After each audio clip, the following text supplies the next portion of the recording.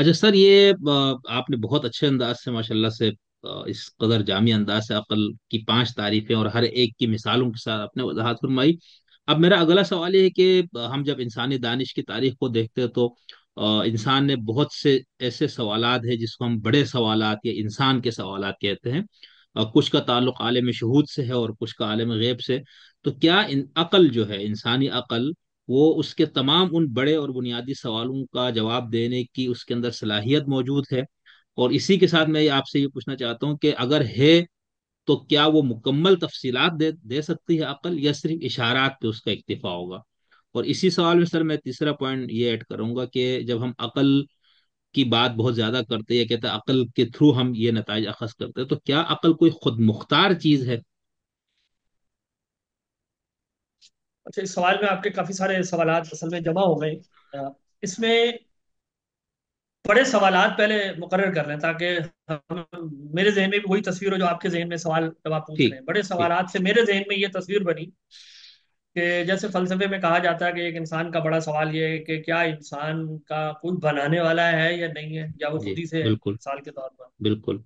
अच्छा, अगर वो बनाने वाला है तो क्या उसका कोई मुझसे तकाजा है या नहीं है, या मेरी जिंदगी का मकसद क्या है, या मेरा मुस्तकबिल क्या है, क्या बिल्कुल। यहाँ खत्म हो जाएगा। हम्म। या इन बनाने सवालों वाले को, की सिफात क्या हैं, यानी वो अगर कैसी है तो है? वो कैसा है। जी बिल्कुल बिल्कुल तो बिल्कुल। ये बड़े बड़े यानी सवालात कहे जाते हैं, खैर क्या है, शर क्या है।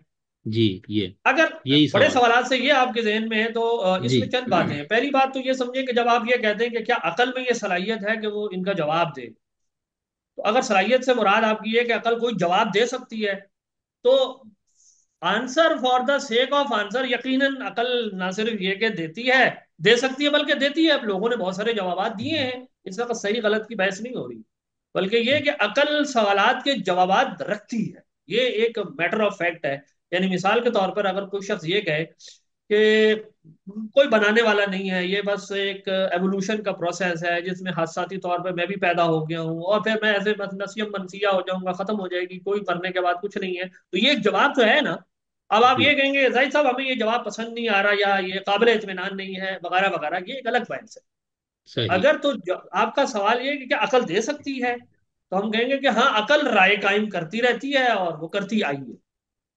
इस सवाल को देखने का शायद जाविया निगाह यूं होना चाहिए। यानी मैं ये कह रहा हूं कि अगर इतनी उमूमियत से सवाल है तो ये जवाब है, अगर इतनी सही। उमूमियत से सवाल है। अच्छा। लेकिन अगर सवाल यूं है कि क्या अकल ऐसा जवाब दे सकती है कि जो इंदल्लाह मोतबर है, यानी अगर सवाल आप यूं पूछें कि क्या अकल हकाइक या बुनियादी सवालात के बारे में मुझे ऐसे जवाब दे सकती है जो मेरे बनाने वाले, अब आप कहेंगे जाहिद साहब आपने तो फर्ज कर लिया बनाने वाला, लेकिन मैं कहूंगा हमारे नुक्ता नजर से सवालात यूं होते हैं ठीक। कि जो खुदा है वो मैं उसका जवाब मालूम कर सकता हूं जो वो मेरे लिए रखता है। हम्म। तो हम कहेंगे कि अब हम इसकी तफसील में जाएंगे। यानी अगर तो आपके सवाल का मतलब ये है कि क्या मैं ये जान सकता हूं कि खुदा मुझे किस चीज पर सवाब देगा और किस पर इकाब देगा, तो हम कहेंगे कि अगर मैं एक अशरी हूं तो मैं कहूंगा बिल्कुल भी नहीं जान सकता। इसका एक ठीक। भी ऐसा मसला नहीं है जिसके बारे में मैं ये तय कर सकूं कि सवाब किस पर मुरतब होगा और इकाब किस पर मुरतब होगा। ठीक। लेकिन अगर मिसाल के तौर पे मैं मोतजली हूँ या इमामिया की तरफ से आता हूँ या मिसाल के मातुरीदी फिक्र से आता हूँ, तो मैं कहूंगा कि हाँ, चंद मसाइल ऐसे हैं जिनमें अकल ये बता सकती है कि खुदा इस पर सवाब ही देगा, इकाब नहीं देगा। लेकिन एक बहुत बड़ी अक्सरियत मसाइल की ऐसी है जिनमें ये मैं तय नहीं कर सकता कि खुदा मुझसे क्या चाहता है। तो ये यानी एक तरीका है इस सवाल को एड्रेस करने का कि क्या इंसान बड़े सवालों का जवाब दे सकता है, तो हम कहेंगे कि इंदल्लाह अगर जवाब मुराद है तो जवाब है नहीं।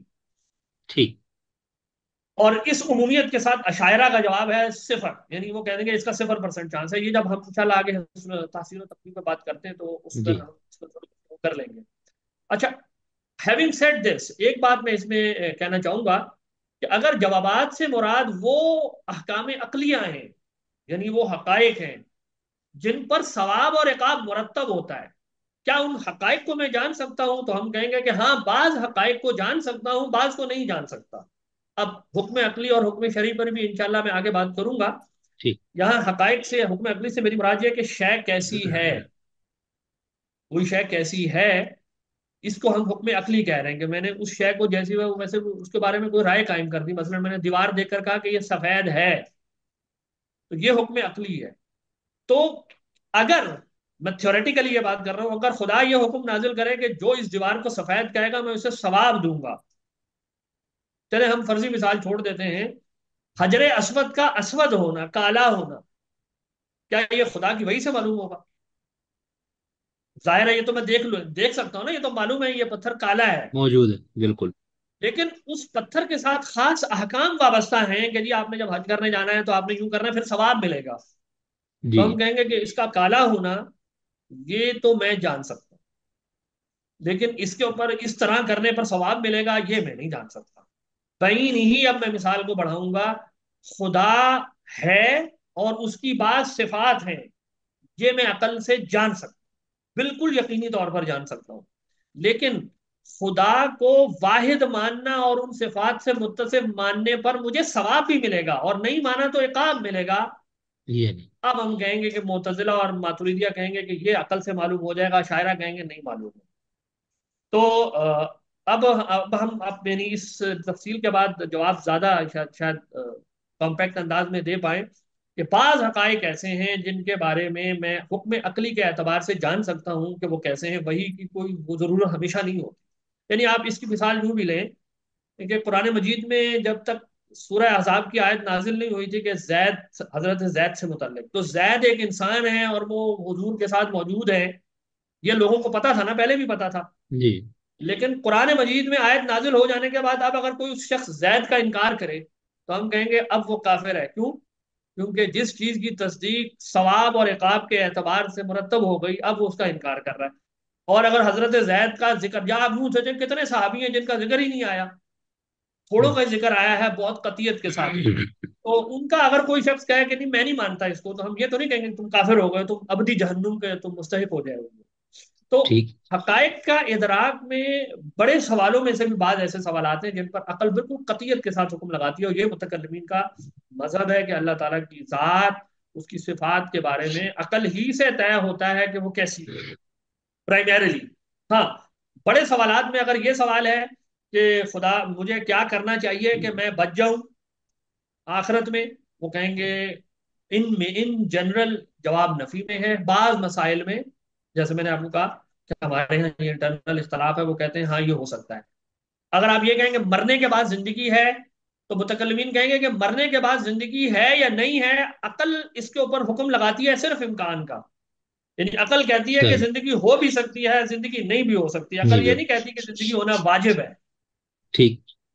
लेकिन हम्म। नबी, अगर हमने किसी सच्चे की तस्दीक कर ली है दलील से और हमें मालूम हो गया कि ये शख्स सच्चा है, अब अगर वो शख्स ये हमें कहता है कि मरने के बाद जिंदगी है और उसमें सवाब और इकाब मुरतब होंगे, तो हम उसकी सिद्क की क्योंकि दलील हमारे पास आ गई है तो हम उसके कहने से मान लेंगे अब उसको।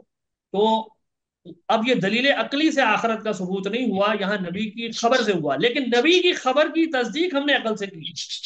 तो इन मानों में आखिरत का जो वजूद हमने माना है वो एक किस्म का इस्तदलाल ही है। यानी ठीक। एक मानों में इस्तदलाल है कि हमने पहले स्टेप से नबी की तस्दीक की अकल से और फिर उसके बाद अकल की बुनियाद पर आखिरत की।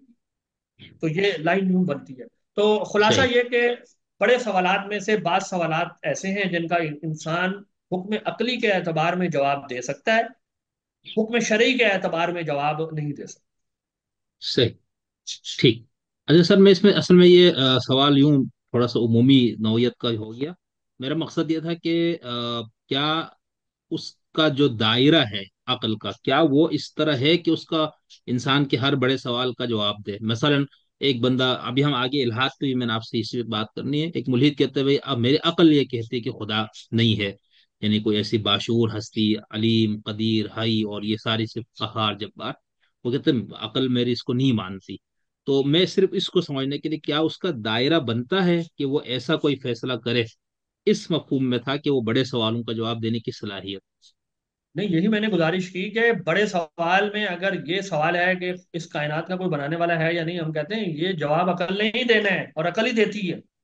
मुतकल्लिमीन का ये जवाब है, ये ठीक। दायरा अकल का ही जवाब है, ये दायरा अकल तय करती है। इस दायरे में जवाब अकल नहीं मुकर्रर करना है कि इस कायनात का एक बनाने वाला है और वो बासिफात हस्ती है। और जो शख्स हमसे अच्छा ये अच्छा। नहीं मानेगा, हम उसके साथ आर्ग्यू करेंगे, हम उसे समझाएंगे, हम कहेंगे तुम्हारा मेथड ऑफ रीजनिंग ठीक नहीं है, तुम बहुत सारी चीजों को इग्नोर कर रहे हो। सही और सही। जब इंशाल्लाह शायद आगे अगर बात है तो हम इल्हाद के बारे में ये राय रखते हैं कि ये कोई अकली पोजीशन नहीं है, ठीक। लेकिन अभी जी आगे चलते हैं। बिल्कुल जी।